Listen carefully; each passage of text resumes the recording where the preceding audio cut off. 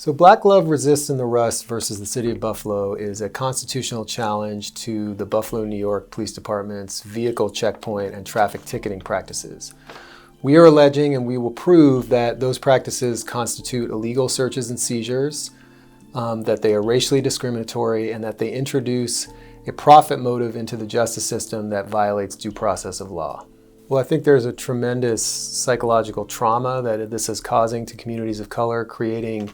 a sense of fear so that people really are literally afraid to leave their homes, to get in their cars, to try to drive to work and school because they're afraid they could be stopped, ticketed, and even arrested at any time. And it has a tremendously severe financial impact as well, because you're talking about thousands of dollars in fines, license suspensions, towing fees that are being imposed on working class and low-income folks in Buffalo. And even though tickets might seem like a minor inconvenience, the way that this policy is designed is that it's really designed to have collateral consequences on Black communities in Buffalo. So we have the really great fortune to be working with a tremendous grassroots organization called Black Love Resists in the Rust, which has been doing racial justice and anti-police brutality work in Buffalo for many years.